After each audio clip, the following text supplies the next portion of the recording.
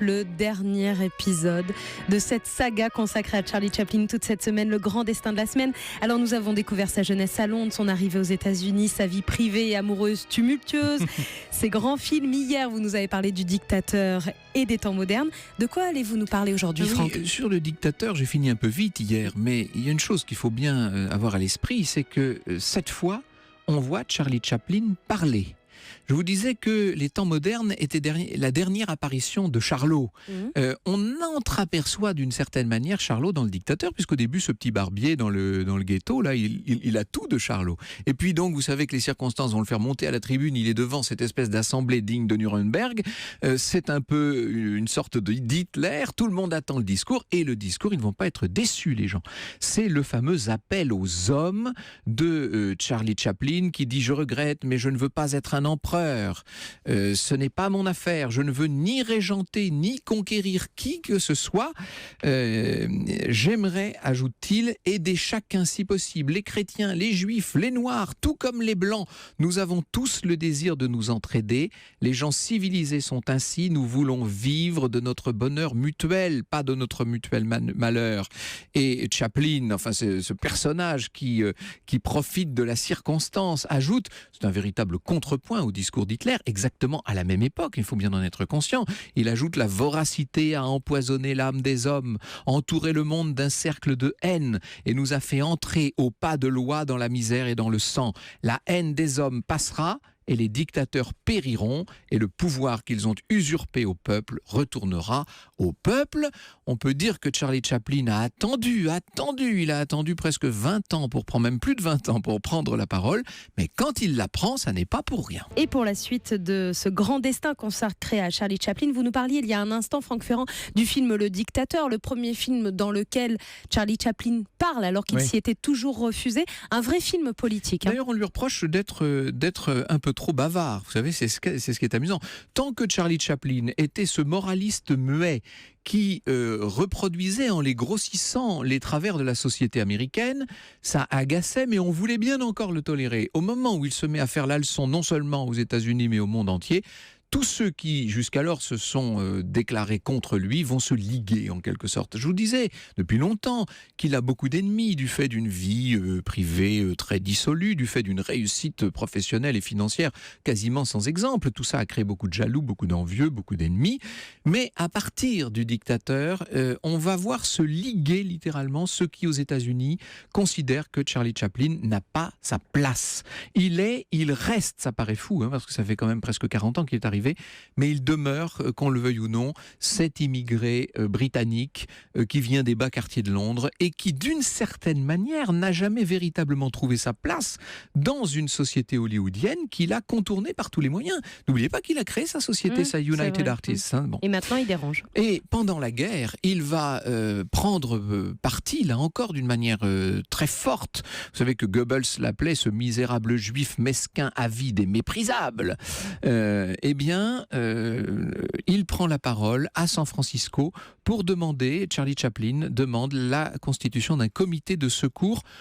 À quoi ? Un comité de secours à l'Union soviétique que vient d'envahir Hitler. Attention, une fois de plus, on va l'accuser de sympathie communiste. Il est vraiment très imprudent, il faut le reconnaître. Et le 22 juillet 1942, il intervient depuis Hollywood par téléphone au cours d'un grand meeting, une espèce de grande réunion comme savent en organiser les Américains au Madison Square Garden de New York. Et le discours de Charlie Chaplin, même s'il n'est que par téléphone, ce discours, là encore, est très fort. Washington, Londres, dit-il en lançant une véritable apostrophe aux capitales du monde encore libre, laissez-nous réaliser ce vœu, la victoire au printemps, dit-il. Tentons l'impossible, n'oublions pas que les grandes histoires dans l'histoire de l'humanité ont été les conquêtes de ce qui paraissait impossible. Et là, c'est la foule entière. Vous imaginez ce que c'est Madison Square Garden, c'est l'ancêtre de nos très grandes salles de spectacle. C'est la salle entière qui se lève et qui acclame Charlie Chaplin. Il y a donc bien sûr des ennemis d'un côté, mais de l'autre, il y a tous ceux qui le soutiennent, bien sûr. À la fin de la guerre, il va tourner un nouveau film, alors il faut bien dire, c'est un film un peu raté. Mais moi, c'est un film que j'aime beaucoup à titre personnel et qui présente un mérite extraordinaire, c'est de nous montrer Chaplin encore jeune tel qu'en lui-même. Puisqu'il est débarrassé du chapeau melon, de la canne et de la redingote, puisqu'il parle maintenant, puisqu'il est exactement comme il est dans la vie, on peut voir quelle est la subtilité de ce personnage qui joue un peu le rôle de Landru, vous savez. C'est son 77e film. Dans les longs métrages, ça n'est que le 5e en l'occurrence, sur un scénario original d'Orson Welles, qui donc s'est inspiré de cette affaire Landru et qui est une façon de critiquer la guerre, bien entendu, car sans la Première Guerre mondiale, il n'y aurait pas eu Landru, et l'on laisse entendre dans ce film très parisien, puisqu'il se déroule à Paris, dans une atmosphère très parisienne, on laisse entendre que la guerre est un facteur déstructurant de la société. Alors, encore une fois, un certain nombre d'ennemis vont se lever, vont dire « Mais pour qui se prend Charlie Chaplin ? Depuis quand se croit-il autorisé à nous donner des leçons ?» etc. Il n'empêche, plus le temps passe et plus la dimension morale du personnage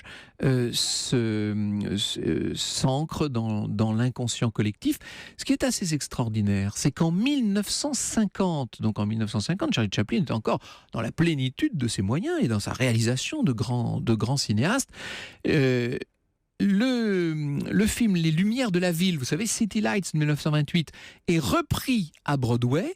Et ce qui est extraordinaire, c'est que le magazine Life lui décerne le titre de meilleur film de l'année.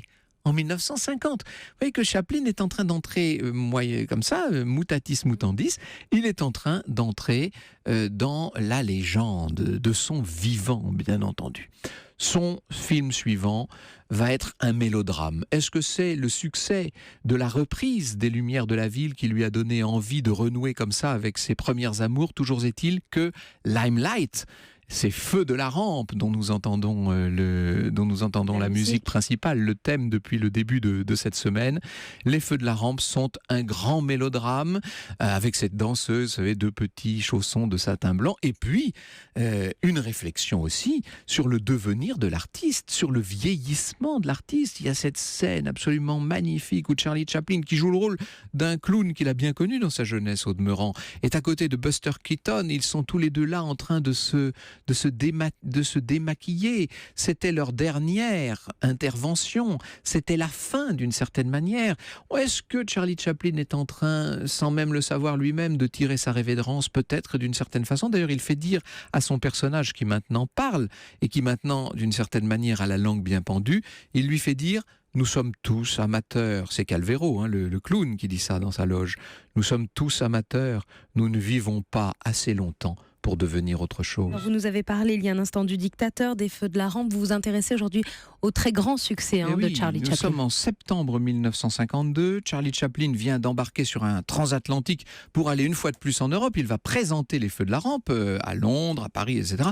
Et au milieu de l'Atlantique, le commissaire de bord lui signale qu'un arrêt vient d'être pris par les États-Unis. C'est l'attorney général en personne, le ministre de la Justice, qui vient de demander l'ouverture d'une enquête destinée à déceler, je cite, « si la turpitude morale et les affinités politiques de M. Charlie Chaplin permettraient sa réadmission sur le sol américain ». N'oubliez pas qu'il est toujours britannique, lui. C'est un coup de tonnerre épouvantable, incroyable. On l'accuse d'avoir été membre du Parti communiste, on l'accuse de travailler contre les intérêts américains. On est en plein dans ce qu'on appelle la période du macartisme, vous savez. Alors, le New York Times réagit, bien entendu. Ceux qui ont suivi Chaplin au cours des ans ont du mal à le considérer comme un dangereux individu, écrit le journal. Aucune situation politique, nulle menace internationale ne peuvent abolir le fait qu'il est un très grand artiste qui a procuré des joies infini à des millions de gens, non pas dans un pays seulement, mais dans tous. Certes, mais ça ne réchauffe pas le cœur de Charlie Chaplin qui se retrouve exilé, qui va devoir aller s'installer en Suisse. Il faut vous dire qu'il connaît bien la Suisse. Je vous avais dit qu'il était venu plusieurs fois à Saint-Moritz, etc. Eh bien, il va s'installer à Corsier-sur-Vevey, au manoir de Ban, où la population l'accueille, mais véritablement comme un réfugié, vous savez. Et j'ai d'ailleurs reçu un email de la responsable des relations extérieures de ce qui vient d'ouvrir le Chaplin's World by Grévin, qui vient d'ouvrir justement à Vevey.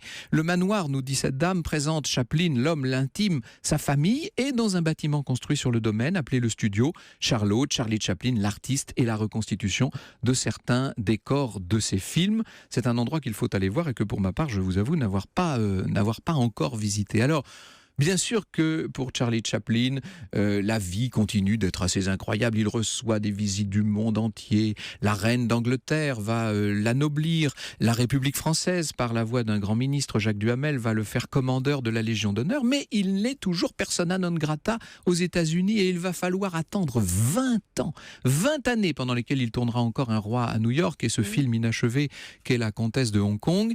20 années pour qu'enfin Hollywood se décide à rendre un véritable hommage à Charlie Chaplin qui en 1972 est donc reçu à Hollywood pour la soirée des Oscars. 2900 personnalités ont fait le voyage. On lui rend, c'est Jack Lemmon qui lui remet cet Oscar d'honneur pour l'ensemble de son œuvre. Et bien entendu, tout le monde chante à ce moment-là le thème des temps modernes.